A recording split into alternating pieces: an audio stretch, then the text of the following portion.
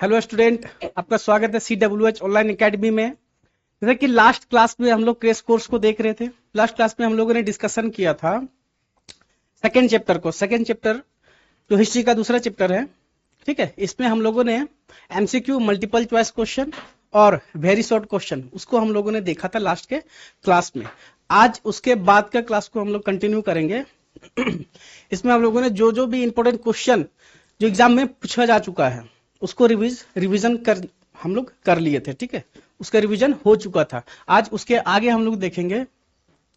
मैं बार बार समझा रहा हूँ, इससे बाहर नहीं आएगा। ये एक्चुअली क्या है ना, इसमें हम लोगों को ये आइडिया लग रहा है कि क्वेश्चन का पैटर्न किस तरह होगा, किस तरह से क्वेश्चन पूछेगा, कितना डेप्थ में जाके क्वेश्चन पूछेगा और कौन कौन सा प्रश्न पूछने का संभावना आगामी एग्जाम में है। आने वाले एग्जाम में किस किस तरह का प्रश्न पूछे जा सकते हैं, इसी पर हम लोग चर्चा करेंगे और कर रहे हैं। ठीक है, तो इसके पहले MCQ और वेरी शॉर्ट वो कंप्लीट हो चुका था। MCQ भी करवा चुके थे लास्ट वाले वीडियो में, लास्ट लेक्चर में। आज शॉर्ट आंसर टाइप देखेंगे। इसमें धम्मा पॉलिसी तक हुआ था। धम्मा पॉलिसी के बाद आज दूसरा क्वेश्चन से शुरू करेंगे जो ऑलरेडी पूछा हुआ है। ये क्वेश्चन जैक 2020 में पूछा जा चुका है। जो 2020 का एग्जाम हुआ था उसमें ये क्वेश्चन ऑलरेडी पूछा गया है। ये क्वेश्चन कह रहा है कलिंग युद्ध का अशोक पर क्या प्रभाव पड़ा। इस पर भी विशेष डिस्कशन विशेष ये हो चुका है। ठीक है, अभी आगे इससे हम लोग कंटिन्यू करते हैं। यहां देख रहे हैं जो कलिंगा वॉर हुआ उसका क्या इंपैक्ट पड़ा अशोक के मन पर, अशोक पर। ठीक है, यहां पे ये बोला जा रहा है, इसको हम समझाए थे। ये जो कलिंगा वॉर जो हुआ था 261 BC के समय, 261 BC के समय ओडिशा के साथ यह युद्ध हुआ था। कब हुआ था? 261 ईसा पूर्व में। अच्छा, एक बात ये नहीं समझ में आ रहा है इतिहास में, ठीक है, प्राचीन इतिहास में या मध्य इतिहास में जितने भी युद्ध लड़ा राजा महाराजाओं ने, जितने भी, चाहे कोई भी राजा हो, कोई भी एम्पायर हो, कोई भी साम्राज्य हो, जितना भी युद्ध हुआ ना, उसका एक ही सबसे जो प्रमुख कारण जो था युद्ध होने का, सबसे प्रमुख कारण था क्षेत्र विस्तार करना, अपने साम्राज्य को बढ़ाना। तो अशोक का भी यही मतलब मनो या फिर कामना था, उनका भी यही सोच था कि मगध साम्राज्य, मौर्य साम्राज्य का विस्तार ओडिशा मतलब उत्कल तट की तरफ भी किया जाए। इसलिए ओडिशा के साथ 261 ईसा पूर्व में कलिंग युद्ध होता है।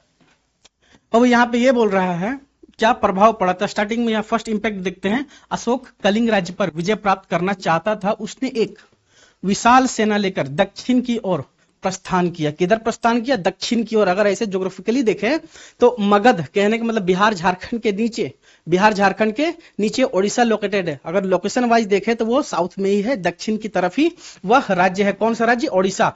यहाँ पे आगे बोलता है अत्यंत भयंकर युद्ध हुआ। युद्ध क्षेत्र में 1 लाख व्यक्ति मारे गए। कितने? 1 लाख व्यक्ति। ये डाटा एकदम बहुत इंपॉर्टेंट डाटा है, इसको याद रखना है। कितने व्यक्ति मारे गए? लगभग 1 लाख। और यहाँ पे बोल रहा है कि 1.5 लाख बंदी हुए। क्या हुए? 1.5 लाख सैनिकों को बंदी बना लिया गया। और ये 1.5 लाख सैनिक किसके सैनिक थे? मगध के या उड़ीसा कलिंग क्षेत्र के? कलिंग क्षेत्र के सैनिकों को बंदी बना लिया गया। उसके अलावे तथा कई गुना व्यक्ति घायल हो गए। मतलब बहुत सारे व्यक्ति, जनता भी वहां पे घायल हुआ था। एक बात ध्यान रखना है, कभी भी युद्ध होता है ना, युद्ध जब अगर दो देशों के बीच होता है तो यहाँ पे हम लोग प्रत्यक्ष रूप से तो देखते हैं, डायरेक्टली ये देखते हैं कि सेनाएं आपस में लड़ रही है। इस देश का सेना दूसरे देश के सेना आपस में लड़ रही है, लेकिन उसका प्रभाव वहां के नागरिक जनता पर पड़ता है। और यहाँ पे बोल रहा है बहुत से सैनिक मृत हो गए, बहुत से सैनिक मारे गए थे। किस युद्ध में? कलिंग युद्ध में। ये जो युद्ध था ना, आज भी इतिहास में, आज भी प्राचीन इतिहास में अगर किसी युद्ध को याद किया जाता है जिसमें बहुत ज्यादा रक्तपात हुआ था, बहुत ज्यादा मात्रा में लोगों का, सैनिकों का मौत हुआ था, तो वो कलिंगा युद्ध, उसको जरूर याद किया जाता है। कलिंग वॉर, कलिंगा युद्ध। दूसरा इंपैक्ट इसका क्या पड़ा था? दूसरा कहता है अशोक के 13वें शिलालेख में। कौन सा? 13 नंबर का जो शिलालेख था, 13th नंबर का जो शिलालेख था, 13वें शिलालेख में हमें इस युद्ध की भीषणता का वर्णन मिलता है। कहने का मतलब ये बोल रहा है अशोक का जो 13वां, कौन सा? 13वां शिलालेख था, इससे हम लोगों को कलिंग युद्ध के बारे में जानकारी मिलता है। अगर क्वेश्चन ये पूछ दिया जाए MCQ में कि कलिंग युद्ध के बारे में अशोक के किस शिलालेख से जानकारी मिलता है, तो वो 13वां शिलालेख था। कौन सा शिलालेख? 13वां शिलालेख। आगे बोलता है युद्ध के बाद तथागत बुद्ध के उपदेशों के प्रभाव से अशोक को गहरा शोक अनुभव हुआ। यहाँ पे ये बोल रहा है जब ये युद्ध वो जीत जाता है, कलिंग युद्ध, ओडिशा के शासक से या ओडिशा से जब ये युद्ध जीतता है तो उस पर बुद्ध धर्म के उपदेश का, चूंकि अगर बात किया जाए मगध का जब उत्कर्ष होता है 545 बीसी के समय, 545 बीसी के समय ये जो टाइम पीरियड था लगभग 16 महाजनपदों का टाइम था, 16 महाजनपद। और 16 महाजनपद में मगध सबसे पावरफुल महाजनपद था, वो भी हम डिस्कस किए थे। मगध जो था वो सबसे पावरफुल, सबसे शक्तिशाली महाजनपदों में से एक था। तो जब मगध का उत्कर्ष हो रहा था, मगध का जब उत्थान हो रहा था, उसका जब एराइज हो रहा था, तब उसी समयावधि में बुद्ध धर्म का भी विकास हुआ था। और बुद्ध धर्म में हिंसा का घोर विरोध किया गया है, अहिंसक प्रवृत्ति को वहां पे अपनाया गया है। उसमें यह बोला गया कि किसी दूसरे को कष्ट ना दो, दूसरे का कल्याण की बात करो। तो क्या हुआ, इस युद्ध के बाद अशोक पर बुद्ध धर्म और भगवान बुद्ध के द्वारा दिए गए उपदेशों का गहरा प्रभाव पड़ा। उसके बाद ये बोलता है कि उसने युद्ध से घृणा कर ली। जब उनको ये एहसास हुआ, उनको ये रियलाइज हुआ कि हमने गलत किया, इतने लोगों को मार डाला, मतलब इस युद्ध में इतने लोग मारे गए, इतने लोग बंदे बना लिए गए, इतने लोग घायल हुए, तो इसका जो दोष था ना वो अपने में मान लिया कि नहीं ये मेरे वजह से हुआ। अगर मेरे मन में यह विचार नहीं आता कि हमको अपना क्षेत्र विस्तार करना है या उस क्षेत्र को अपने रियासत में, अपने साम्राज्य में, अपने एम्पायर में मिलाना है, अगर ऐसा विचार नहीं आता तो शायद इस तरह की जो स्थिति बनी है, इस तरह का जो घटना हुआ है, शायद यह नहीं होता। इसलिए उसने क्या किया, युद्ध से घृणा कर लिया। और ये आगे कहता है उसने जीवन भर युद्ध ना करने का क्या लिया, प्रण लिया। वो लाइफ टाइम फाइट नहीं करेगा, युद्ध नहीं करेगा, वॉर नहीं करेगा। अच्छा, एक चीज हम पूछते हैं, क्या किसी भी साम्राज्य का राजा खुद वहां का राजा अगर ये कह दे कि हम युद्ध नहीं करेंगे, युद्ध से हम तौबा कर लेते हैं कि हमको युद्ध नहीं करना है, क्या उसका साम्राज्य टिक पाएगा? क्या नहीं टिक पाएगा, बिल्कुल नहीं टिक पाएगा। कारण ये है ना, बोला जाता है कि राजा को लोमड़ी की तरह चतुर भी होना पड़ेगा और शेर की तरह साहसी भी होना पड़ेगा। तो उसको चतुर, कूटनीति में भी उसको निपुण होना पड़ेगा, युद्ध में भी निपुण होना पड़ेगा अगर उसको टिकना है तो। लेकिन अशोक ने उसके विपरीत काम किया। उसने क्या किया, बुद्ध धर्म के प्रभाव में आकर, भगवान बुद्ध के उपदेशों के प्रभाव में आकर उन्होंने क्या किया, युद्ध से त्याग दे दिया। कहने का मतलब युद्ध को आजीवन अपने में आने नहीं दिया। उन्होंने ये कहा कि हम उम्र भर अब युद्ध नहीं करेंगे, हिंसा नहीं करेंगे। अच्छा, पता है यही सबसे बड़ा कारण था मौर्य साम्राज्य के पतन का। अशोक के बाद जितने भी शासक हुए, जितने भी राजा आए अशोक के बाद, वो सब अयोग्य हुए, एबल नहीं थे, वो कैपेबल नहीं थे इतने बड़े एम्पायर को संभाल सके। लेकिन अशोक ही एकलौता था जिसने पूरे एम्पायर को बांधे रखा था। लेकिन जब अशोक ने अस्त्र शस्त्र त्यागा तो उसके बाद मौर्य साम्राज्य का उल्टी गिनती शुरू हो गया। आगे यहां पे कह रहा है, युद्ध के पश्चात अशोक ने अहिंसात्मक शिक्षा का प्रसार किया। कौन सा शिक्षा? अहिंसात्मक का मतलब होता है बिना अस्त्र शस्त्र। कहने का मतलब लोगों से प्रेम करो, दया भाव रखो, किसी को दुख ना पहुंचाओ, किसी को किसी भी तरह का समस्या ना दो। उसने अहिंसात्मक प्रवृत्ति को प्रमोट किया, हिंसात्मक को नहीं, वायलेशन को नहीं, उन्होंने नॉन वायलेशन को प्रमोट किया। उसने धम्म नीति अपनाई। कौन सी नीति? धम्म नीति, धम्मा पॉलिसी। और यहां पे कहता है और जनता के लिए और जनता के कल्याण के लिए क्या किया, कार्यों में स्वयं को समर्पित कर दिया। वो खुद जनता के कल्याण के लिए काम करना शुरू कर दिया। उसने धर्म प्रचार के लिए, कौन सा धर्म प्रचार करने के लिए? बुद्ध धर्म। कौन सा धर्म? याद रखना, कौन सा धर्म के प्रचार प्रसार करने के लिए? बुद्ध धर्म, ना कि वैष्णव शैव धर्म। ठीक है, ध्यान रखना। अधिकारियों की नियुक्ति की, उन्होंने कई सारे अधिकारियों को भी नियुक्त किया। किसके लिए? धर्म के प्रचार प्रसार करने के लिए। आगे कहता है धर्म के प्रचार के लिए अनेक स्थानों पर वो यात्रा किया था। अशोक ने भारत के अलग अलग क्षेत्रों में क्या किया था? यात्राएं की थी। उसमें जो सबसे प्रमुख था वो इधर मध्य प्रदेश स्तूप, ठीक है, मध्य प्रदेश में जो स्तूप है उसकी वो यात्रा किया था, सबसे विशेष वही। उसके अलावे नेपाल लुम्बिनी, भगवान बुद्ध का जन्म स्थान नेपाल लुम्बिनी की भी उन्होंने यात्रा किया था।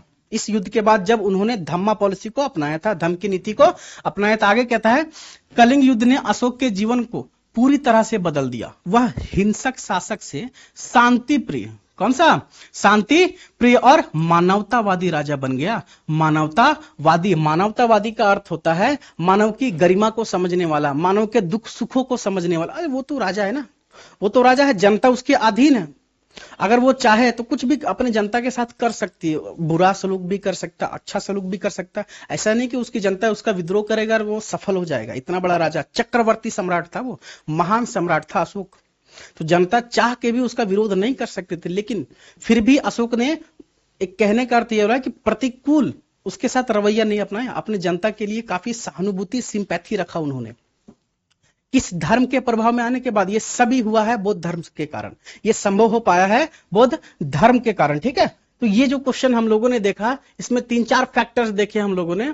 हमने इसमें 3-4 फैक्टर देखा। अशोक, कलिंग युद्ध के बाद अशोक पर क्या प्रभाव पड़ा? सिंपल अगर एक अर्थों में समझे, कुछ संक्षिप्त में समझे, तो पहला प्रभाव यह पड़ा कि उन्होंने युद्ध को त्याग दिया।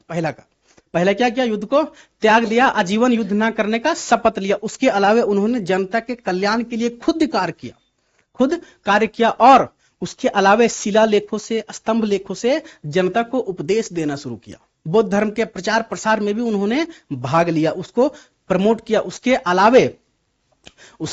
अलावे उन्होंने कल्याणकारी राज्य की भी स्थापना करने का प्रयास किया, जहां पर समाज के सभी लोग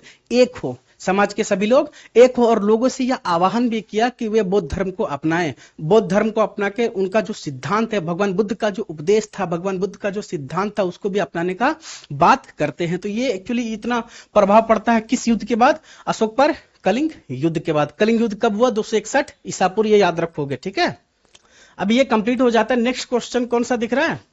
नेक्स्ट हम लोग कौन सा करेंगे बाबू? Long answer type question. कौन सा? Long answer type question. ये लॉन्ग आंसर टाइप क्वेश्चन लिखने का भी फॉर्मेट हम समझाए थे। फर्स्ट में इंट्रोडक्शन पार्ट लिखना है, मिड पार्ट लिखना है, कंक्लूजन का पार्ट लिखना है। 3 तरह में उसको तोड़ना है। अभी यहाँ पे कैसे तोड़ना वो समझो। यहाँ पे क्या बोल रहा है?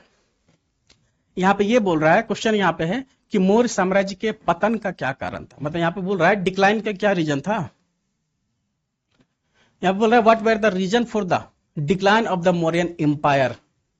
ये भी पूछा हुआ प्रश्न है, पिछले साल ही पूछा है। कब पूछा है? 2024 का यह प्रश्न है। उसमें ये क्वेश्चन जेक पूछा था कि मौर्य साम्राज्य के पतन का क्या कारण था। अभी हमने जिक्र किया था, कलिंग युद्ध के बाद ही मौर्य साम्राज्य का पतन की शुरुआत मानी जाती है।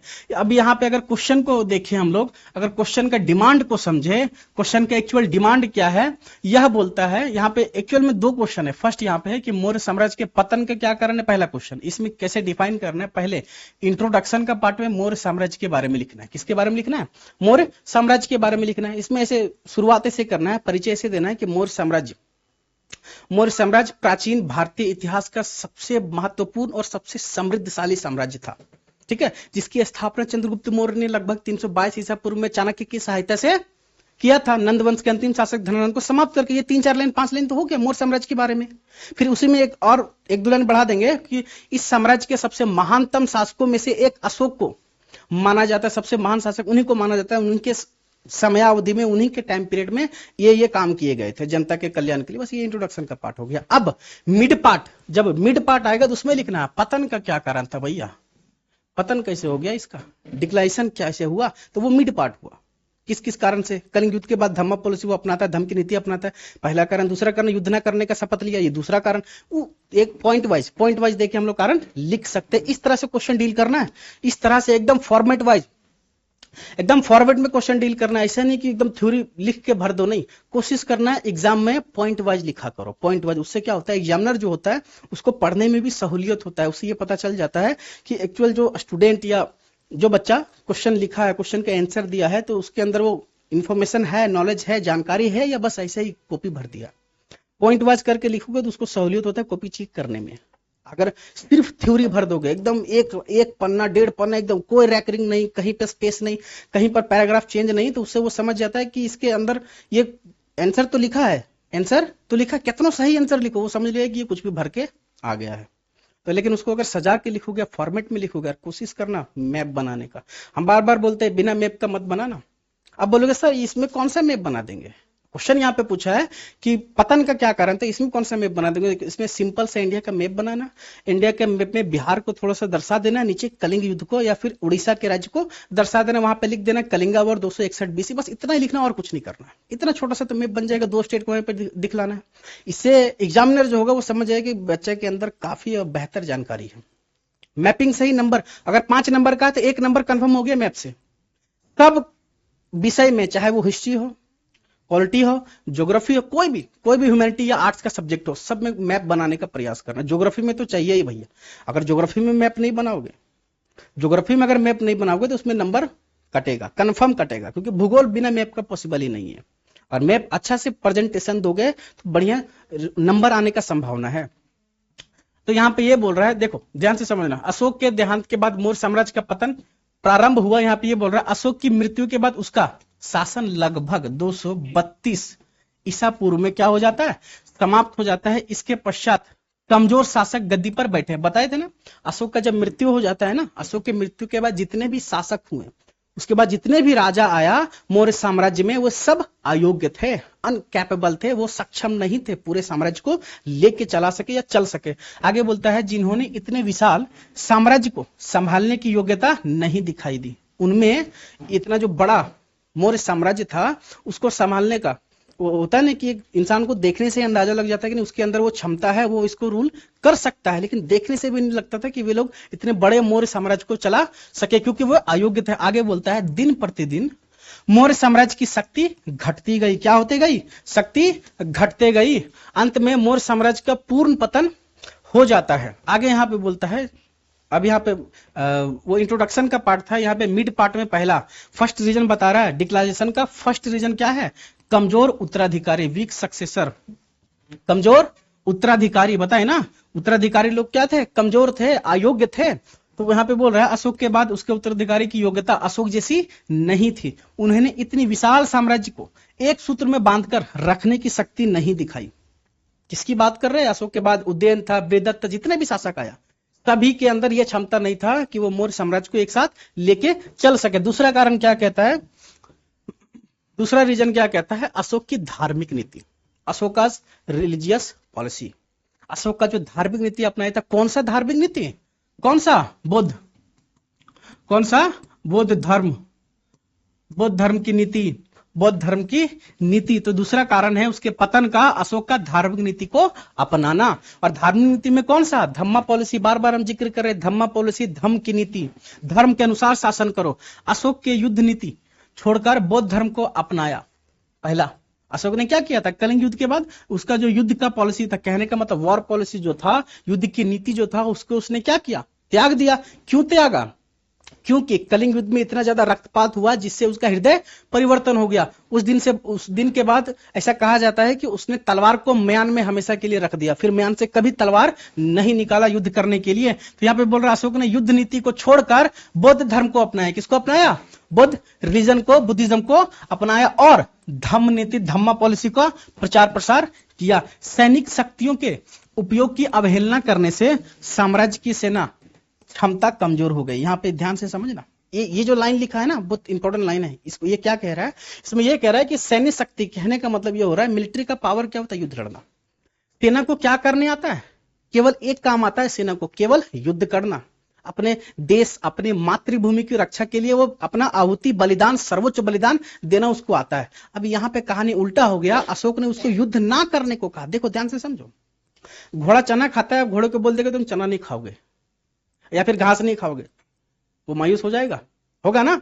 अगर कोई डॉक्टर बोलेगा तुम डॉक्टर के पैसे में नहीं रहोगे, तुम टीचर बन जाओ, और टीचर को बोलेगा कि तुम डॉक्टर बन जाओ, उसका जो काम है उससे रोका जा रहा है, तो उसके अंदर उसका जो क्षमता को धीरे धीरे घटेगा या बढ़ेगा, उसका मनोबल वो डाउन होगा, मोरलिटी डाउन होगा या बढ़ेगा, डाउन होगा, घट जाएगा। वही काम यहाँ पे हुआ। सेना का काम है युद्ध लड़ना, लेकिन अशोक ने उसको क्या किया, बौद्ध धर्म का प्रचार प्रसार करो, धम्म नीति का प्रचार प्रसार करो। इससे उनका जो मनोबल था युद्ध को लेकर, अपने साम्राज्य के प्रति जो वफादारी था, वो भी डाउन हो गया। अब सेना बोलता है कि क्या करता है यार, युद्ध लड़ने छोड़ के बोलता है धर्म का प्रचार प्रसार करो, ये करो, दिस दैट। उन लोग का मॉरलिटी डाउन हुआ, ये भी उसका कारण था। किसका कारण था, पतन का, डिक्लाइनेशन का। तीसरा फैक्टर क्या कहता है, विशाल साम्राज्य का प्रशासन। यहां पे बोल रहा है विशाल साम्राज्य का प्रशासन, उसका जो प्रशासन था, उसका जो एडमिनिस्ट्रेशन सिस्टम, एडमिनिस्ट्रेशन जो था, उसको ये आसान नहीं था कि रूल कर पाना, उसको चला पाना, क्योंकि शासक जो हुए वो अयोग्य हुए। आगे बोलता है कि मौर्य साम्राज्य बहुत विशाल था। सही बात है, मौर्य साम्राज्य कितना बड़ा था। अगर अभी हम लोग मैपिंग के हिसाब से भी समझे ना, तो पूरा उत्तर भारत ले लो, उत्तर भारत, सिंध वाला क्षेत्र, कौन सा, सिंध वाला क्षेत्र, पाकिस्तान सिंध वाला क्षेत्र, बलूचिस्तान नहीं, केवल सिंध वाला क्षेत्र, और नीचे दक्कन पठार, दक्कन के पठार से लेकर दक्कन प्लेटू और कर्नाटका, कर्नाटका, आंध्र प्रदेश और इधर पूरा नॉर्थ ईस्ट, इतना बड़ा भारत उसके अंदर था, बांग्लादेश तो उसमें इंक्लूड है ही। इतना बड़ा क्षेत्र में उसका साम्राज्य था, किसका? अशोक का। बाद में अशोक जब अपने अंतिम समय में था ना, 261 ईसा पूर्व के पहले की बात कर रहे हैं, जब वो अपने अंतिम टाइम पीरियड में था, तब उन्होंने मौर्य साम्राज्य का विस्तार ईरान इराक तक भी किया था। उसके अलावे ये जो ईस्ट एशिया है, Vietnam, Cambodia, Laos, Singapore, Malaysia, Sumatra, यहां तक भी मौर्य साम्राज्य का विस्तार हुआ था। मौर्य साम्राज्य कोई छोटा नहीं था, पूरा जम्बू द्वीप था वो। जम्बू द्वीप को अपने अंदर लाया था किसने? अशोक ने। लेकिन उसका अब जब इतने बड़े साम्राज्य या इतने बड़े क्षेत्र को अगर कोई राजा अपने अधीन रखा है, तो उसका जो प्रशासन व्यवस्था होगा, उसका जो एडमिनिस्ट्रेशन होगा, वो क्या छोटा होगा? काफी विशाल होगा, काफी बड़ा होगा। यहां पे आगे बोलता है कि इतने बड़े क्षेत्र पर नियंत्रण बनाए रखना कठिन था। सही बात है। उसका जो साम्राज्य था काफी बड़ा था, लगभग कितने देश शामिल थे, आज वर्तमान के लगभग कितने देश शामिल थे? अभी कुछ देश का हम लोगों ने नाम लिया, इतना देश शामिल थे। उसके अलावा प्रांतीय शासकों ने स्वतंत्र होने का प्रयास किया। ध्यान से समझना, यहाँ पे कौन सा शासक है? प्रांतीय शासक। अभी देखो यहाँ पे बोल रहा है ना प्रांतीय शासक, एक्चुअली ये कैसा शासक होता था? उसके अंदर जो प्रोविंसेस होगा, टेरिटोरियल प्रोविंसेस या प्रोविंसेस गवर्नर, ये एक्चुअली बात कर रहा है प्रांतीय शासक में। वह शासक आता है, वह क्षेत्र आता है जो सम्राट अशोक या फिर मौर्य साम्राज्य के अधीन होता है। ये जो छोटा छोटा रियासत होता है, ये छोटा छोटा साम्राज्य होता है। मौर्य साम्राज्य बहुत बड़ा साम्राज्य था, और बहुत बड़ा साम्राज्य के अंदर कुछ छोटे छोटे भी तो साम्राज्य होंगे। तो वह साम्राज्य ने क्या प्रयास किया कि अशोक तो अब रहा नहीं, अशोक का मृत्यु हो गया, तो हम लोग खुद को स्वतंत्र घोषित कर देते हैं, क्योंकि नियंत्रण नहीं हो पा रहा था। जब तक अशोक जीवित था तब तक उसके अधीन था। जब उसकी मृत्यु हो गया तो जितने भी छोटे छोटे रियासत, छोटे छोटे प्रांत था, वो खुद को स्वतंत्र घोषित करने का प्रयास किया कि अब हम इसके अधीन नहीं रहेंगे। कारण शासन व्यवस्था का कमजोर पड़ना। आगे यहां पे बोल रहा है साम्राज्य का जो एकता था, एकत्व जो था, एकता समाप्त होने लगा। क्या होने लगा? एकता, साम्राज्य का जो एकता था, यूनिटी जो था, वो धीरे धीरे खत्म होने लगा। चौथा यहां पे फैक्टर बोलता है, चौथा कारण बोलता है आर्थिक कष्ट या आर्थिक संकट, इकोनॉमिक प्रॉब्लम्स। आगे यहां पे क्या बोल रहा है, इसको समझते हैं। अशोक के बाद अनेक सार्वजनिक कार्यों और धार्मिक यात्राओं पर अधिक धन खर्च हो गया। अशोक का क्या प्रयास था? अशोक का प्रयास यही था ना कि धम्म नीति का प्रचार प्रसार किया जाए। अपने बेटा बेटी को उसने श्रीलंका भेजा था बौद्ध धर्म का प्रचार प्रसार करने के लिए, श्रीलंका। तो अशोक का ये मनोबल या फिर उनका यह विश्वास था कि मेरे मृत्यु के बाद भी, उन्होंने ये कहा था कि मेरे मृत्यु के बाद भी बौद्ध धर्म का प्रचार प्रसार रुकना नहीं चाहिए, विदेशों तक जाके बौद्ध धर्म का प्रचार प्रसार करो। अब जब बौद्ध धर्म का प्रचार प्रसार करने जाओगे तो पैसे तो खर्च होंगे ना, धन तो खर्च होगा। वो यहाँ पे बोल रहा है धार्मिक यात्रा हुआ बहुत ज्यादा, जिससे किसका खर्चा हुआ? धन का, धन का, पैसे का खर्च हुआ, जिससे राजकोष जो था, उसका रेवेन्यू जो था, उसका जो राजकोष या रेवेन्यू जो था, वो धीरे धीरे कम होने लगा। क्योंकि कहां खर्च बढ़ रहा है? धार्मिक यात्राओं में, धर्म के प्रचार प्रसार करने में पैसा खर्च हो रहा है। आगे बोलता है सैनिकों का वेतन समय पर ना मिलने से सेना में असंतोष फैल गया। क्या फैल गया? असंतोष। अब पैसा तो रहा नहीं। कहने का मतलब राजा का जो राजकोष है, रेवेन्यू जो है, उसका तिजोरी जो है, वो खाली हो चुका है धर्म के प्रचार प्रसार करने के लिए। इसका परिणाम क्या निकला? सैनिकों को वेतन, वेजेज नहीं मिल रहा है, उसका जो सैलरी है वो भी नहीं मिल पा रहा है। इससे सेना में असंतोष हुआ कि हम भैया काम तो कर रहे हैं, हमको पेमेंट नहीं मिल रहा है। अब किसी को काम करवाओगे, कोई व्यक्ति तो किसी के अंदर काम कर रहा है, अब उसको काम करवाओगे, अगर उसको तुम पेमेंट नहीं करोगे, पैसा नहीं दोगे, क्या वो ईमानदारी पूर्वक काम करेगा? क्या उस काम को वो अपना काम मानकर काम करेगा? नहीं करेगा। काम कर रहा है तो उसको पैसा तो मिलना चाहिए टाइम पे। सेम सिचुएशन यहाँ पे होता है, सैनिकों को वेतन नहीं मिला, जिससे उसमें क्या फैल गया? असंतोष फैला। नेक्स्ट फैक्टर क्या है? भ्रष्टाचार एवं प्रशासनिक दुर्बलता, करप्शन फैल गया भैया। करप्शन, जब बोलते हैं ना कि एक जो मजबूत लीडर जो था उसका, अशोक मजबूत लीडर, मजबूत शासक, वो तो रहा नहीं। अब लोगों का पर निकलने लगा, बोलते हैं ना पर निकल गया उसका। जब तक उसमें नियंत्रण था तब वो दबा था, उसके अधीन काम कर रहा था। जब नियंत्रण हट गया तो उन्होंने क्या करना शुरू कर दिया? अपराध। कहने का मतलब भ्रष्टाचार, घूसखोरी, करप्शन। करप्शन फिर बढ़ जाता है शासक के बाद। मौर्य काल में प्रशासनिक अधिकारी अत्यधिक शक्तिशाली हो गए। अशोक के जितने भी एडमिनिस्ट्रेटिव ऑफिसर जो थे, प्रशासनिक जो प्रशासनिक अधिकारी जो थे वे क्या हो गए, शक्तिशाली हो गए, क्योंकि उस पर उनका अंकुश जिसका था वो रहा नहीं, खुद को स्वतंत्र समझने लगे, वे अपने अधिकारों का क्या करने लगे, दुरुपयोग करने लगे, अधिकारों का दुरुपयोग करने लगे। इस कारण शासन व्यवस्था कमजोर पड़ गया। इस कारण क्या हो गया, शासन व्यवस्था कमजोर पड़ गया। अगर आज के कंटेक्स्ट में समझे, आज के कंटेक्स्ट में समझे, जो भारतीय प्रशासन व्यवस्था है, भारत सरकार जो है, अगर ये संविधान ना होता, अगर ये संविधान नहीं होता तो क्या होता, पूरे देश में करप्शन होता, घूसखोरी, चोरी, डकैती, क्या बोलते हैं, हत्या और अपराध, रेप, ये एकदम कॉमन हो जाता। हर दिन सुबह हर घंटे सुनाई देता, हर घंटे न्यूज में आता है कि वहां पे ये हुआ, वहां पे ये हुआ। लेकिन ये सब अभी बहुत कम है। हम नहीं बोलते कि पूरी तरह से कम है, कहीं कहीं है, कहीं कहीं ये जो असामाजिक तत्व जो है वो देखने को मिलता है, कुछ चुनिंदा लोगों के कारण जो समाज के लिए अभिशाप है, लेकिन उसका भी पनिशमेंट है, सरकार उसको भी नहीं छोड़ती, ये संविधान उसको भी नहीं छोड़ता। लेकिन कल्पना करो कि अगर संविधान ना हो तो ये सब मनोवृत्ति देखने को मिलेगा, इस तरह का परिस्थितियां हम लोगों को फेस करना पड़ेगा।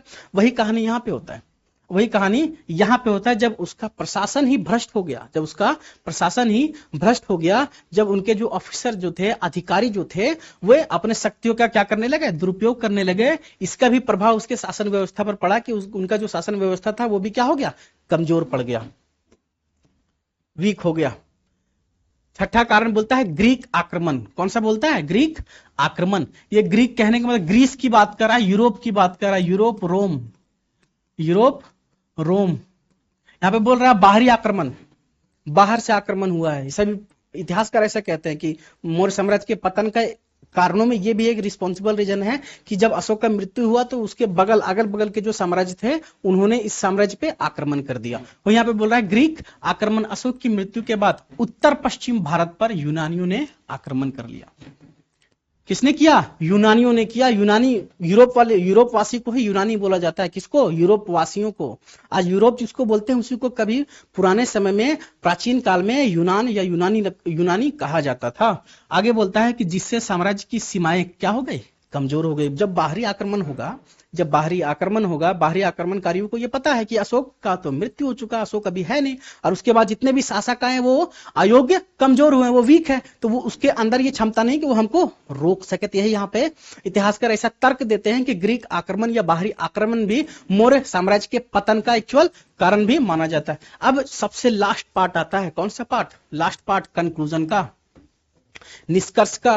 कोई भी आंसर लिखोगे, अगर लॉन्ग टर्म आंसर क्वेश्चन लिख रहे हो, शॉर्ट में और वेरी शॉर्ट में कंक्लूजन नहीं दोगे चलेगा, कोई समस्या नहीं, लेकिन लॉन्ग टर्म अगर लिखोगे तो इसमें कंक्लूजन जरूर देना। कंक्लूजन को छोड़ना मत, वाला नंबर नहीं देगा, पूरी तरह से पूरा नंबर नहीं देगा। कंक्लूजन लिखना बहुत जरूरी है, मोस्ट इंपॉर्टेंट है, BBI है। अब ऊपर जितना लिखे हो ना उसको संक्षिप्त में 2-3 लाइन में लिखना है। कंक्लूजन में यही होता है। यहाँ पे बोल रहा है कि इन सभी कारणों से, किन सभी कारणों से, यहाँ जो 5-6 कारण देखें, इन सभी कारणों से मौर्य साम्राज्य का पतन हुआ। अशोक के बाद आने वाले शासक ना तो उतने योग्य थे, ना ही उनके पास अशोक जैसी दूरदृष्टि थी। क्या थी, दूरदृष्टि। कहने का मतलब दूर तक सोचने का क्षमता नहीं था अशोक के बाद के शासकों में। ये देखो कंक्लूजन 2 से 3 लाइन बहुत है, 2 से 3 लाइन। ये क्वेश्चन कंप्लीट हो गया, ये क्वेश्चन कंप्लीट हो गया। ये काफी इंपॉर्टेंट, क्योंकि पिछले साल से भी इससे क्वेश्चन पूछा गया है, संभावना है कि पूछ सकता है इसी तरह के पैटर्न में। तो इसमें हम लोग क्या समझे, मौर्य साम्राज्य के पतन का ये 5-6 कारण समझे। नेक्स्ट क्वेश्चन कहता है, ये 2018 का पूछा हुआ क्वेश्चन है। कौन सा, 2018 का पूछा हुआ क्वेश्चन है। ये बोल रहा है कि अशोक ने धर्म प्रचार के लिए क्या क्या उपाय किया। कौन सा धर्म प्रचार, बौद्ध धर्म। कौन सा, बौद्ध धर्म, बुद्धिज्म। यहाँ पे ये क्वेश्चन पूछ रहा है कि बुद्धिज्म के प्रचार प्रसार के लिए, एडवर्टाइजमेंट के लिए सम्राट अशोक ने क्या क्या उपाय किया। ठीक, अभी क्या कहता है, बोलता है कि अशोक ने धर्म प्रचार के लिए निम्नलिखित या निम्न उपाय किए। कौन कौन से उपाय किए, यहाँ पे देखते हैं बाबू। क्या है, राजधर्म की घोषणा करना। ध्यान से समझना, ये क्या है पता है, अशोक ने बौद्ध धर्म को अपने साम्राज्य का ना राजधर्म घोषित कर दिया। यह कह दिया कि हमारा जो मगध साम्राज्य, कहने का मतलब मौर्य साम्राज्य है, मौर्य साम्राज्य के सभी लोग बुद्ध धर्म को मानेंगे, उसको राजधर्म घोषित कर दिया। अच्छा, आज के समय में भारत का कोई धर्म है क्या? अगर हम क्वेश्चन करें कि आज भारत का कोई एक धर्म है, तो क्या जवाब आएगा? नहीं है, भारत का कोई धर्म नहीं है। इसलिए तो भारत धर्मनिरपेक्ष के साथ साथ पंथ निरपेक्ष भी है। जब प्रस्तावना बना था, हमारा प्रेम्बल जब बना था, कब बन के तैयार हुआ था और कब पेश हुआ था? संविधान सभा का तीसरा बैठक, संविधान सभा का तीसरा बैठक 13 दिसंबर 1946 को नेहरू जी के द्वारा, किनके द्वारा? नेहरू जी के द्वारा प्रेम्बल को पेश किया गया था संविधान सभा के सदन में, क्या मतलब मीटिंग में। तो संविधान सभा के तीसरे बैठक में जब प्रस्तावनाओं को पेश किया गया था ना, तब हमारे प्रस्तावना में धर्मनिरपेक्ष राज्य लिखा था। भारत जो है वो धर्मनिरपेक्ष राज्य होगा। लेकिन जब इसमें अमेंडमेंट होता है 1976 के समय, 42 अमेंडमेंट एक्ट 1976 में इसमें अमेंडमेंट करके, किसमें? प्रियम्बल में, प्रस्तावना में अमेंडमेंट करके उसमें धर्मनिरपेक्ष के स्थान पर एक और शब्द जोड़ा गया, पंथ निरपेक्ष। भारत धर्मनिरपेक्ष नहीं, पंथ निरपेक्ष है। कारण यही है कि भारत का कोई धर्म नहीं होगा और भारत सरकार किसी विशेष धर्म को बढ़ावा नहीं देंगे। भारत के नजर में सभी धर्म एक समान है, कोई विशेष धर्म को प्रोत्साहन नहीं देगा। लेकिन इसका उल्टा हुआ, अशोक ने बौद्ध धर्म को राजधर्म घोषित किया।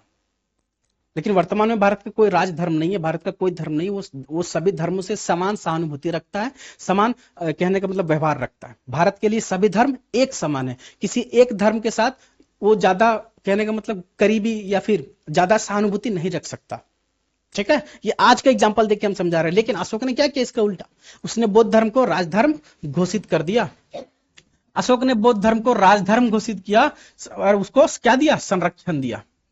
उसने अपने प्रमुख शासनाधिकारियों, युवराज, उपराज और प्रादेशिकों को धर्म के प्रचार प्रसार का क्या दे दिया? आदेश दे दिया। कहने का अर्थ यहाँ पे ये हो रहा है कि अशोक के जितने भी ऑफिसर्स थे, उनके जो पुत्र हुए, ठीक है, उनके जितने भी प्रधानमंत्री, मुख्यमंत्री हुए, सबको यह आदेश दिया कि बौद्ध धर्म का क्या करो? प्रचार प्रसार करो। उन्होंने अपने साधारण कार्यों के अतिरिक्त जनता को धर्म उपदेश भी देना पड़ा। अशोक ने अपने जनता को भी धर्म के प्रति उपदेश दिया। भगवान बुद्ध, कहने का मतलब बौद्ध धर्म से संबंधित उपदेश देना शुरू किया। आगे यहाँ पे नेक्स्ट बोलता है, दूसरा हेडिंग बोलता है, सेकंड पॉइंट बोलता है, बौद्ध धर्मानुसार जीवनचर्या। अशोक ने अपना जो जीवनचर्या जो तय किया, कहने का मतलब यह हुआ कि अशोक का जीवनचर्या, कहने का मतलब राजा का डेली रूटीन कैसा होना चाहिए। उसको यह सोचना चाहिए कि हम अपने साम्राज्य को और कैसे समृद्ध बना सके, बाहरी आक्रमण से कैसे बचा सके, अपने जनता का कैसे कल्याण कर सके, अपने साम्राज्य को और कैसे बढ़ा सके, यह विचार होना चाहिए राजा का। डेली रूटीन यही होना चाहिए। लेकिन यहां पे बौद्ध धर्म के अनुसार उनका जीवनचर्या हो गया। किसका? अशोक का। और जब बौद्ध धर्म के अनुसार उसका जीवनचर्या होगा, तो यहां पे एक बात तो कंफर्म है कि वो लड़ाई झगड़ा नहीं करेगा, कहने का मतलब युद्ध नहीं करेगा, दूसरे को हानि नहीं पहुंचाएगा। जब दूसरे को हानि नहीं पहुंचाएगा, युद्ध नहीं करेगा, तो हो सकता है बगल वाला वही दूसरा व्यक्ति आपको या फिर तुमको हानि पहुंचा सकता है। तो अपने बचाव के लिए भी तो शस्त्र उठाओगे ना। अशोक का सीधा कहना था, स्ट्रिक्टली कहना था कि हम अस्त्र शस्त्र उठाएंगे ही नहीं, चाहे कोई हमको मारे पीटे ही क्यों नहीं। अशोक ने पशुओं की हत्या एवं शिकार पर प्रतिबंध लगा दिया। चलिए एक काम ये ठीक लगा, अशोक ने जो पशु हत्या होता था, बलि प्रथा जो होता था, उस पर उसने रोक लगा दिया। अच्छा, पता है किसी को यहाँ पे पता है, हमारे वैदिक धर्म में, वैदिक समाज में 3 तरह का यज्ञ पद्धति था। 3 तरह का यज्ञ के बारे में प्रमाण मिलता है। ठीक है, 3 प्रकार का, जिसमें अगर एग्जाम्पल में समझे, अश्वमेध यज्ञ, राजसूय यज्ञ। ठीक है, अश्वमेध, राजसूय यज्ञ, ये कुछ कहने का मतलब यज्ञ प्रणाली, यज्ञ है। अब जब कोई भी राजा अश्वमेध यज्ञ करवाता था, अश्वमेध यज्ञ, इसके बारे में भी पढ़ना है, अश्वमेध यज्ञ करवाता था, उसमें ऐसा कहा जाता है लगभग गायों और सांडों की भी बलि दिया जाता था। सांड की बलि, लगभग 500 के आसपास सांड की बलि दिया जाता था, बलि प्रथा था। और इसने क्या किया? बलि प्रथा को पर रोक लगाया, शिकार पर रोक लगाया। अशोक ने स्वयं बौद्ध धर्म के अनुसार आचरण कर जनता के सामने आदर्श प्रस्तुत किया। उसने बौद्ध धर्म के अनुसार आचरण करना शुरू कर दिया, व्यवहार करना शुरू कर दिया। किसी के पर गुस्सा नहीं करना है, किसी को डांटना नहीं है, किसी को कष्ट नहीं देना है, सबसे प्यार, प्रेम पूर्वक, शांति पूर्वक बात करना है। ऐसा वो खुद को दिखलाने लगा ताकि जनता भी उससे सीखे। एक बात पता है, जनता का, कहने का मतलब किसी भी साम्राज्य का जो नागरिक है, जनता का जो प्रेरणा होता है ना, उसका राजा होता है। राजा जिस तरह होगा ना, उसी तरह उसका जनता होगा। एक कहावत है ना, अंधेर नगरी चौपट राजा। जब राजा ही चौपट है तो नगरी अंधेरे होगा, उजाला नहीं हो सकता उस नगरी में। तो वो यहाँ पे कहानी यहाँ पे दोहराया जा रहा है कि जब राजा धर्म के अनुसार, बौद्ध धर्म के अनुसार आचरण करेगा, तभी तो उससे सीख कर उसके जनता भी उसको क्या करेगा, फॉलो करेगा। तीसरा कह रहा है कि अधिकारियों को अच्छा व्यवहार करने का आदेश दिया। कौन? अशोक ने। किसने? अशोक ने अपने अधिकारियों को क्या कहा कि जनता के साथ, लोगों के साथ कैसा व्यवहार रखो, अच्छा व्यवहार रखो।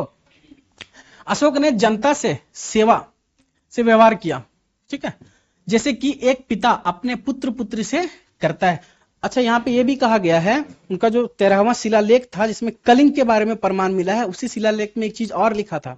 अशोक ने ये कहा था कि ये जनता मेरी संतान है, ये जनता मेरी संतानें हैं, हमारा या मेरा या फर्ज बनता है, या हमारा या फर्ज बनता है कि उसका देखरेख करें, उसकी आवश्यकता की जो भी सामग्री है, उसको जो भी जरूरत है, उसको हम पूरा करें। अपने अधिकारियों को भी लोगों से अच्छा व्यवहार करने का और प्रिय और आकर्षित करने के लिए भी उसने क्या किया, कहा। उनसे प्रेम करने के लिए कहा, उसको आकर्षित करने के लिए कहा, उससे बेहतर व्यवहार करने के लिए कहा। किसने कहा? अशोक ने कहा। नेक्स्ट चौथा बोलता है, ये बोल रहा है कि धर्म महामंत्रियों की नियुक्ति किया गया। किसमें? अपने साम्राज्य में। अपने साम्राज्य में जो धर्म के बारे में बेहतर जानकारी रखते हैं, धर्म के बारे में काफी नॉलेज रखते हैं, उसकी भी नियुक्ति किया गया। अपने दरबार में किया इसने। किसने?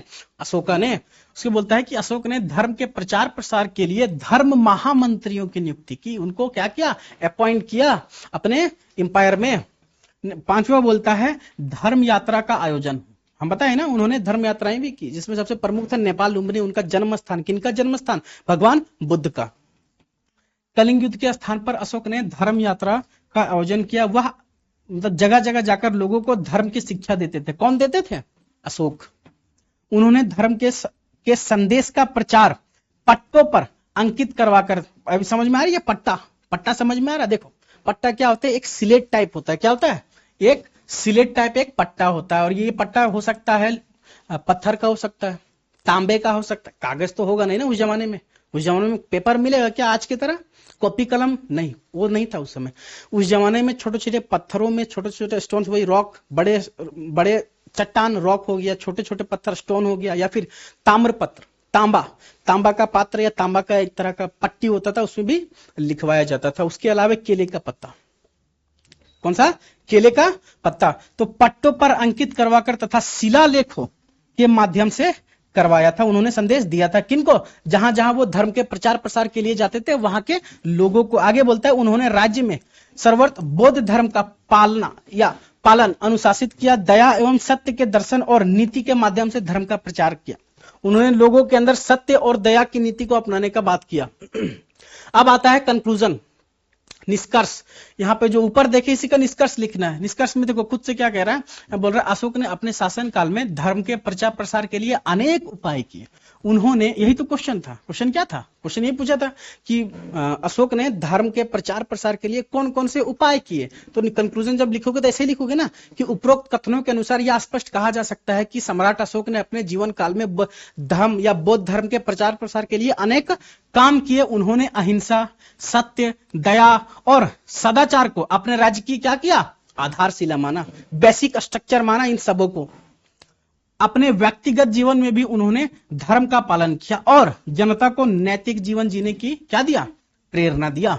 इस प्रकार अशोक ने भारत ही नहीं बल्कि संपूर्ण विश्व में धर्म और शांति का क्या दिया? संदेश फैलाया। सिर्फ भारत में नहीं, विश्व के अन्य देशों में भी।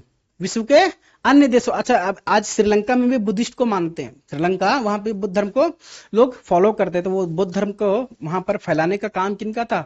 अशोक ने अपने ही बेटा बेटी को भेजा था। कहां पर? श्रीलंका, बौद्ध धर्म के प्रचार प्रसार करने के लिए। ये जो क्वेश्चन है ये मोस्ट VVI है।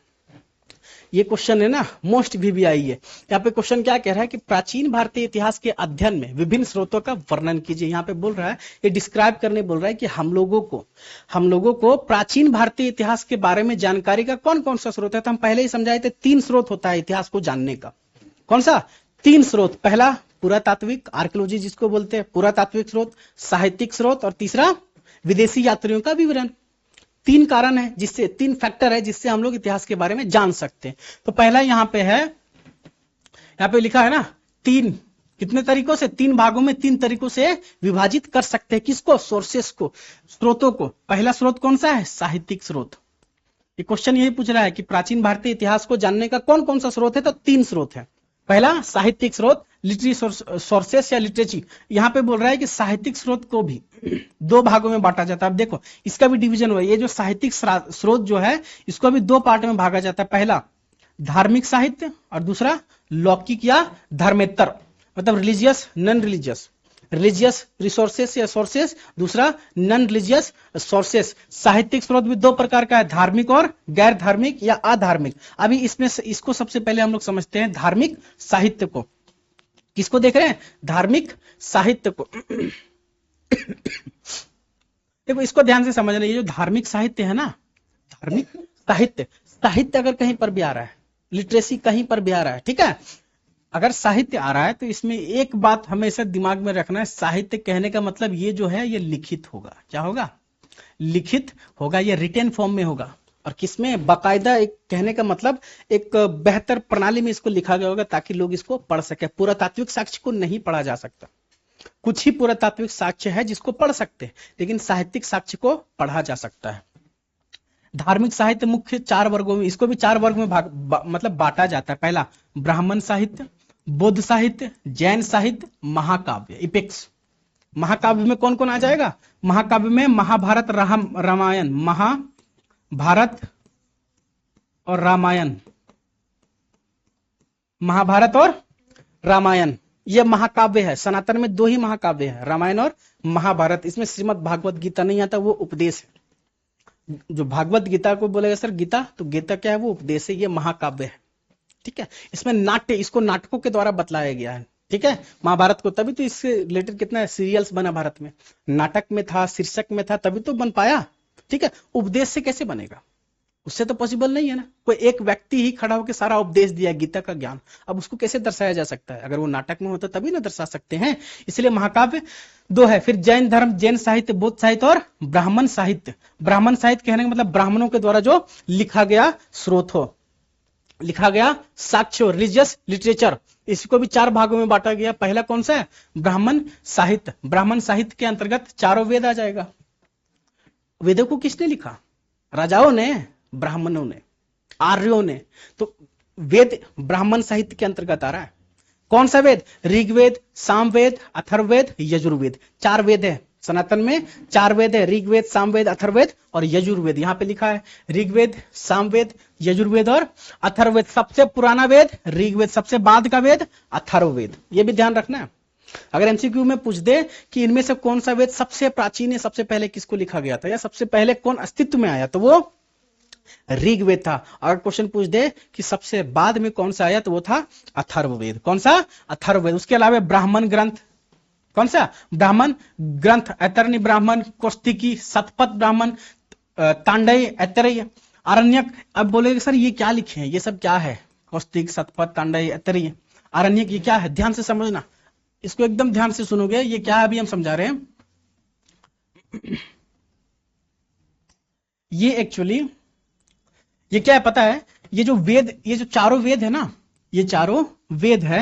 ये 4 वेद को क्या सब कोई तो नहीं समझ सकता, आम जनता तो नहीं समझ सकता, आम लोग नहीं समझ सकता। फिर इसी को ना संक्षिप्त में, काफी इजी लैंग्वेज में किसमें लिखा गया? ऐतरेय में, कौस्तिकी में, शतपथ में, तांडय में, ऐतरेय में। कहने का मतलब इसी का संक्षिप्त अनुवाद इन सबों में किया गया है। वेदों का अनुवाद इन सबों में किया गया है, काफी मतलब आसानी से, आसान शब्दों में, भाषा में। उसके अलावा उपनिषद, उपनिषदों की संख्या 108। कितना? 108। पुराण 18 पुराण, वेद 4। याद रखना, 4 वेद, 18 पुराण, 108 उपनिषद। 4 वेद, 18 पुराण, 108 उपनिषदों की ये संख्या है। तथा धर्मशास्त्र जैसे शिक्षा, व्यवहार और प्रशिष्टा, स्मृति ग्रंथ। कौन सा? स्मृति। इसमें आएगा मनुस्मृति। कौन सा? मनुस्मृति। मनुस्मृति की रचना ऐसा माना जाता है, मनुस्मृति की रचना मनु और शत्रुपा ने किया था, मनु और शत्रुपा ने। लेकिन आज तक इतिहासकारों में यह मतभेद रहा है, आज तक कंफर्म ही नहीं हो पाया यार कि मनुस्मृति को किसने लिखा। सॉरी। यह बोल रहा है कि स्मृति ग्रंथ, ये मनु स्मृति की बात कर रहा है। मनु स्मृति, ये वही मनु स्मृति है जिसको अंबेडकर जी ने जला दिया था संविधान सभा में, जिसको अंबेडकर जी ने जला दिया था सबके सामने। कारण, क्योंकि ये इसी मनु स्मृति में जो 4 वर्णा सिस्टम है, 4 वर्ण व्यवस्था जो है, ब्राह्मण, क्षत्रिय, वैश्य, शूद्र, शूद्रास जो है, ये 4 वर्णों में सबसे निम्न स्थिति शूद्र को बतलाया गया था इसी मनुस्मृति में। इसलिए अंबेडकर जी ने इसका विरोध किया था। इसी मनुस्मृति में यह कहा गया था कि ये जो 4 वर्ण है, ये चारों वर्णों में सबसे उच्च वर्ण ब्राह्मण का होगा और सबसे निचला, सबसे निम्न, सबसे खराब वर्ण, सबसे खराब स्थिति शूद्रों का होगा। और शूद्र में ही दलित आता था, जो आज वर्तमान का दलित, SC ST, schedule caste, schedule tribe, अनुसूचित जाति, अनुसूचित जनजाति। तो इसी मनुस्मृति में ये बोला गया था। और ये दलित जो है ना, शूद्र जो है, शूद्र का काम है ऊपर के तीनों वर्णों की सेवा करना, आजीवन सेवा करना। किनकी? ब्राह्मण, क्षत्रिय और वैश्य, ये तीनों का सेवा करने का काम शूद्रों का है। इसलिए अंबेडकर जी ने इसको जला दिया था। अंबेडकर घोर विरोधी थे मनु स्मृति का। और इसकी रचना कब हुआ? इतिहासकार ऐसे कहते हैं लगभग 200 BC के समय, लगभग 200 BC के समय, 200 ईसा पूर्व के समय इसकी रचना माना जाता था। पुराण बताए किसकी कितनी पुराण है? 18 पुराण है। पुराणों की संख्या 18 है। तो साहित्यिक स्रोत पहले देखे। क्वेश्चन क्या था कि प्राचीन भारतीय इतिहास को जानने के कौन कौन से स्रोत है? हमने बताया 3 स्रोत है। कौन सा? साहित्यिक, पुरातात्विक और विदेशी यात्रियों के द्वारा लिखा जो पुस्तक है, टेक्स्ट है। अब उसी में साहित्यिक साक्ष्य को भी लगभग 4 भागों में बांटा गया। उसमें सबसे पहला भाग ब्राह्मण साहित्य था। दूसरा भाग बुद्धिस्ट लिटरेचर बोल रहे हैं यहाँ पे, बुद्ध साहित्य। बुद्ध साहित्य मुख्यतः पाली भाषा में। कौन सा भाषा में? पाली भाषा में। पाली और प्राकृत, उस समय 2 भाषा सबसे फेमस था, प्राकृत भाषा, पाली भाषा। प्राकृत भाषा, पाली भाषा। और यही पाली भाषा से, ये जो पाली भाषा है ना, इसी से अर्ध मगधी, जो मगधी भाषा है ना, अवधी और मगधी, इसका भी उत्थान लगभग इसी भाषा से मानी जाती है, पाली भाषा से। और ये पाली भाषा जो है वर्तमान के यूपी बिहार वाले क्षेत्र में बोला जाता था, क्योंकि उस समय बिहार मगध, अगर यहाँ पे नाम ले लेना मगध तो वो चल जाएगा। पाली भाषा सबसे ज्यादा मगध वाले क्षेत्र में बोला जाता था। वहीं पर मगधी और अर्ध मगधी, उसके अलावा अवधी भाषा, वो भी इसी से उसका ओरिजिन हुआ है, में लिखा गया था। तो फिर से अगर पूछे बाबू बौद्ध साहित्य, बौद्ध धर्म से रिलेटेड जितने भी कॉन्टेक्स्ट है, पुस्तकें हैं, स्क्रिप्चर्स है, वो किस भाषा में लिखी गई? अधिकतर पाली भाषा में। आगे बोलता है इनमें त्रिपिटक, जातक के बारे में जान रहे हो? ये जातक जो है ना, जातक में भगवान बुद्ध के जन्म से संबंधित घटनाओं का जिक्र किया गया। कौन सा? जातक में। मिलिंद पन्हु, दीपवंश, महावंश आते हैं। दीपवंश, महावंश जो है ना, ये श्रीलंका का शासन व्यवस्था, श्रीलंका के बारे में ये बतलाता है। क्यों श्रीलंका के बारे में बतलाता है? क्योंकि हम पहले बता चुके हैं कि श्रीलंका में भी बौद्ध धर्म का प्रचार प्रसार हुआ था, अशोक ने करवाया था। तो वो ये जो दीपवंश और महावंश है वो श्रीलंका से संबंधित है, ठीक है। उसके अलावा इन ग्रंथों से उस समय की सामाजिक, सही बात है, बौद्धिक, जो बुद्ध साहित्य है, बुद्ध धर्म के जितने भी ग्रंथ है, उससे जब बुद्ध धर्म का विस्तार हो रहा था, जब बुद्ध धर्म का उत्थान हो रहा था, तो उस समय का समाज कैसा था, धर्म कैसा था, राजनीति कैसा था, उसके बारे में क्या मिलता है? विवरण मिलता है, जानकारी मिलता है। किससे मिलता है? बुद्ध साहित्य से। दूसरा बोलता है जैन साहित्य, जैन लिटरेचर। ये बोलता है जैन साहित्य आगम कहलाते। क्या कहते हैं? आगम कहलाते हैं। जैन साहित्य को एक दूसरा नाम से माना जाता है, दूसरा नाम से इसको बुलाया जाता है, उसको बोलते हैं आगम। ये 12 अंग, 12 उपंग और 4 मूल सूत्रों में विभाजित है। इन ग्रंथों से उस समय की सामाजिक, धार्मिक, राजनीतिक, आर्थिक, कला, स्थापत्य आदि की महत्वपूर्ण सूचना मिलती है। सिंपल सी बात है, इसमें कोई खास अंतर नहीं। बौद्ध साहित्य से बौद्ध धर्म के बारे में जानकारी मिल रहा है, बुद्ध धर्म के समाज, राजनीतिक, अर्थव्यवस्था के बारे में जानकारी मिल रहा है। किससे? बुद्ध साहित्य से। उसी का उल्टा कर दो जैन साहित्य। जैन साहित्य से जैनियों का जो समाज था, उनका अर्थव्यवस्था कैसा था, उनका राजनीति कैसा था, उनका धर्म कैसा था, इसके बारे में जानकारी किससे मिलता है? जैन साहित्य से। ठीक है। नेक्स्ट आया महाकाव्य। 3 देख लिए यहाँ पे, ब्राह्मण साहित्य देख लिए, जैन साहित्य देख लिए, बुद्ध साहित्य देख लिए, लास्ट बच गया महाकाव्य, एपेक्स। ये बोलता है रामायण और महाभारत। कितने महाकाव्यों की संख्या? 2 है। कितने महाकाव्य है? 2 महाकाव्य है। पहला रामायण और महाभारत। रामायण को किन्होंने लिखा? रामायण को वेद व्यास जी ने, महर्षि वेद व्यास बोलते, वाल्मीकि है, यहाँ थोड़ा उल्टा हो गया, वाल्मीकि बाबू, इसमें सुधार लोगे, रामायण को वाल्मीकि, वाल्मीकि, और इसको महाभारत को महर्षि वेद व्यास ने लिखा था। अगर हम पूछे रामायण को किस युग में लिखा गया, तो सनातन में 4 युग के बारे में प्रमाण है, 4 युग के बारे में बतलाया गया है, सतयुग, त्रेता, द्वापर, कलयुग। तो ये जो रामायण की जो घटना है वो त्रेता युग की है। कब की है? भगवान राम के समय, मर्यादा पुरुषोत्तम भगवान राम, त्रेता युग। और महाभारत किस युग का है? द्वापर। कौन से युग का? द्वापर युग का। अभी कौन सा युग चल रहा है? अभी कलयुग चल रहा है। कौन सा चल रहा है? कलयुग चल रहा है। इसका अगर टाइम पीरियड देखो तो 32,84,000 साल है ये इसका टाइम पीरियड। किसका टाइम पीरियड? कलयुग का, 32,84,000। आगे बोलता है, इस ग्रंथ से उस समय के समाज, राजनीति, धर्म, संस्कृति, मतलब religious, culture, political system, society, civilisation, इस सब सभ्यता के बारे में क्या मिलती है? जानकारी मिलती है। सिंपल सी बात है। रामायण को अगर पढ़ेंगे तो इससे यह पता चलेगा कि त्रेता युग का समाज कैसा था, त्रेता युग का अर्थव्यवस्था कैसा था, त्रेता युग का राजनीति कैसी थी, त्रेता युग का धर्म कैसा था, संस्कृति कैसा था, इसी के तो बारे में जानकारी मिलेगा। महाभारत पढ़ेंगे तो द्वापर युग के बारे में हम लोगों को क्या मिलेगा? जानकारी मिलेगा। इसमें सिमिलरिटी क्या है पता है? इसमें सिमिलरिटी ये है कि ये जितने भी साहित्य लिखे हैं ना, उसको हम लोग पढ़ सकते हैं। उसको क्या कर सकते हैं? पढ़ सकते हैं। साहित्यिक स्रोत को, साहित्यिक साक्ष्य को पढ़ा जा सकता है, लेकिन सभी पुरातात्विक साक्ष्य को नहीं पढ़ा जा सकता। कुछ कुछ पुरातात्विक साक्ष्य है जिसको हम लोग पढ़ सकते हैं, लेकिन सबको नहीं पढ़ सकते। अब लेक्स कौन सा आता है? लौकिक साहित्य या धर्मेतर। बताए थे ना, ब्राह्मण और गैर ब्राह्मण, जिसमें बताए थे धर्म साहित्य और गैर धर्म साहित्य। दूसरा प्रकार है इसमें लौकिक साहित्य के अंतर्गत ऐतिहासिक, अर्ध ऐतिहासिक ग्रंथ और जीवनियों के बारे में क्या मिलती है? जानकारी मिलती है। ध्यान से समझना। यहाँ पे ये क्या बोल रहा है? इसमें पहला है ऐतिहासिक ग्रंथ। कौन सा है? ऐतिहासिक ग्रंथ। ऐतिहासिक ग्रंथ वह ग्रंथ होता है, हिस्टोरिकल टेक्सेस, ऐसा टेक्सेस होता है जिसको पढ़ा जा सके, जिसको समझा जा सके। आगे बोलता है कौटिल्य। कौन? कौटिल्य। इसका एक और नाम कौन सा है? चाणक्य। तीसरा नाम कौन सा है? विष्णुगुप्त। कल के क्लास में समझाए, पिछले लेक्चर में बतलाए थे। चाणक्य को 3 नामों से जाना जाता है, चाणक्य, कौटिल्य और विष्णुगुप्त द्वारा रचित कौन सा पुस्तक? अर्थशास्त्र। अच्छा, अर्थशास्त्र को कौन इकोनॉमिक समझ रहा है?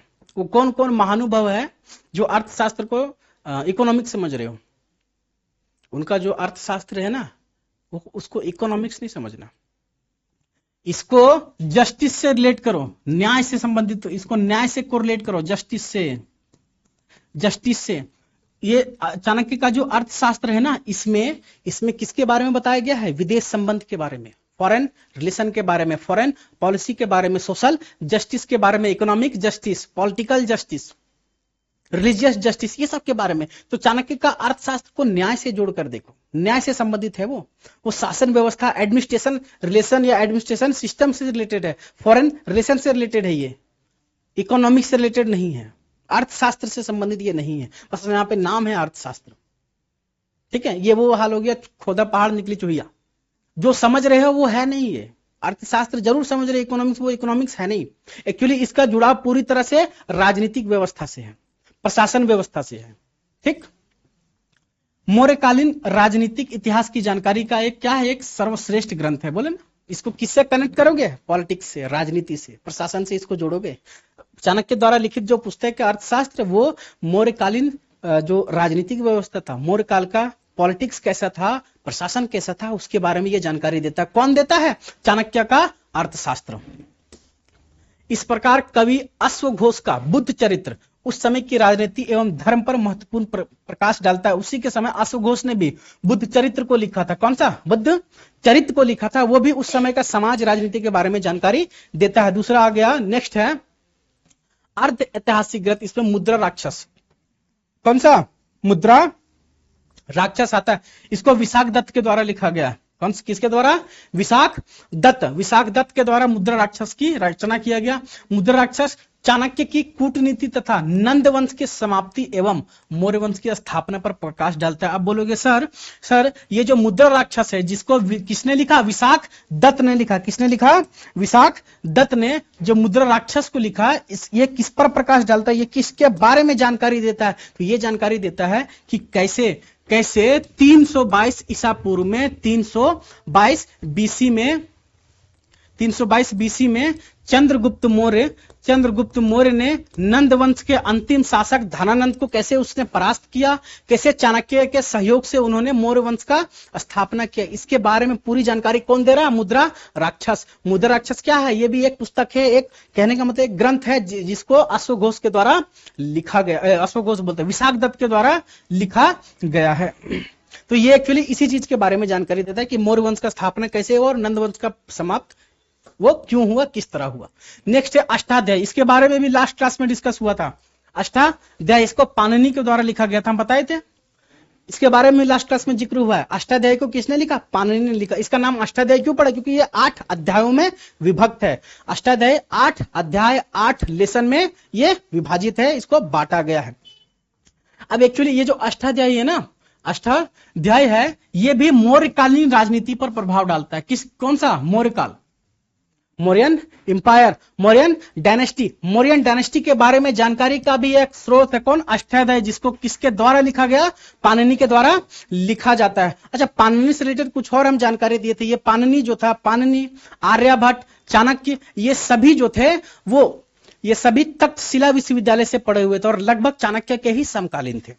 कहने का अर्थ यह हो रहा है कि जब मौर्य काल का स्थापना हुआ था 322 बीसी के समय, उसी समय आर्यभट्ट भी थे जिन्होंने दशमलव प्रणाली शून्य का खोज किया। उसके अलावे पाणिनि, चाणक्य का अर्थशास्त्र, ये लगभग एक ही टाइम पीरियड के समय थे। इसीलिए अष्टाध्यायी जो है, पाणिनि का अष्टाध्यायी, वो मौर्यकालीन समाज, मौर्यकालीन राजनीति, मौर्यकालीन अर्थव्यवस्था, वो सब के बारे में जानकारी का ये क्या है? स्रोत है। नेक्स्ट आ गया महाभाष्य, पतंजलि द्वारा जो लिखा गया है। किनके द्वारा लिखा गया? महाभाष्य पतंजलि के द्वारा। पतंजलि शुंग सम्राट पुष्यमित्र शुंग के क्या थे? ये पुरोहित थे। अब बोलोगे सर अब मौर्य साम्राज्य पढ़ा रहे हैं, मौर्य काल पढ़ा रहे हैं, ये शुंग किधर से आ गया? शुंग वंश, शुंग काल किधर से आ गया? तो बाबू हम समझा देते हैं। ये बात हो रहा है जब 600 बीसी के समय 16 महाजनपद का उदय होता है। कितने? 16 महाजनपद का, महाजनपदों का जब उदय होता है, उसी 16 महाजनपद में जो सबसे पावरफुल महाजनपद था वो था मगध। कौन सा था? मगध था। मगध सबसे ज्यादा पावरफुल महाजनपद होने के कारण इसका जो स्थापना होता है, इसका जो ओरिजिन होता है, लगभग 545 बीसी के समय, लगभग 545 बीसी के समय बिंदुसार नहीं समझोगे, इतिहास में लोग कंफ्यूज आ जाता है, एकदम कंफ्यूज आ जाता है। कहीं पे बिंदुसार है, कहीं पर बिंबिसार है। दो शासक हुए लेकिन दोनों अलग अलग है। बिंदुसार जो है वो अशोक के पिता है और चंद्रगुप्त मौर्य के पुत्र है।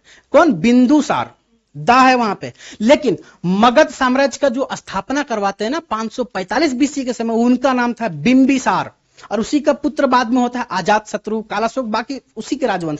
तो मगध का जब उत्कर्ष होता है, मगध का जब स्थापना होता है, ये बात उसी टाइम का जब भगवान बुद्ध थे, जब भगवान बुद्ध का उत्थान हुआ था इस पृथ्वी में। कहने का मतलब जब भगवान बुद्ध ने बौद्ध धर्म का प्रचार प्रसार किया था, तो मगध के उत्कर्ष के ही समय 545 बीसी के ही समय मगध का उदय होता है। उसके अलावा बौद्ध धर्म का प्रचार प्रसार शुरू होता है। तो मगध में ही 3 राजवंश हुए। कितने? 3 राजवंश हुए, 3 शासक हुए। उसी में सबसे जो पहला था मगध वंश, उसके बाद नंद वंश, उसके बाद नंद वंश, शुंग वंश, लगभग उसी के टाइम पीरियड था। 3 डायनेस्टी, मगध, शुंग, नंद, मगध, शुंग, नंद। तो शुंग राजवंश के समय कौन थे? पतंजलि। कौन? पतंजलि। कहने का अर्थ ये हो रहा है, ये जो पतंजलि थे, इसको अगर टाइम पीरियड में देखें तो ये लगभग 488 बीसी के समय थे। 488 बीसी, 488 बीसी के समय पतंजलि थे। अब बोलोगे कि मौर्य काल के बारे में, तो मौर्य काल तो इसके बाद आया 322 बीसी के समय। तो इससे यह स्पष्ट हो रहा है कि जब मौर्य काल था ना, उस समय पतंजलि नहीं थे। ये कब थे? जब मगध का उत्थान हुआ था 545 के बाद की बात किया जा रहा है यहाँ पे। तो ये लोग भी किसके बारे में, इनका जो पतंजलि का जो महाभाष्य है, ये किसके बारे में जानकारी देता है? शुंगकालीन राजनीतिक व्यवस्था के बारे में। शुंग एम्पायर जो था, शुंग काल जो था, उसका जो पॉलिटिकल सिस्टम है उसके बारे में ये जानकारी देता है, ना कि मौर्यकालीन समाज। इसमें कंफ्यूजन नहीं होना है। नेक्स्ट तीसरा कौन सा है? जीवनियां।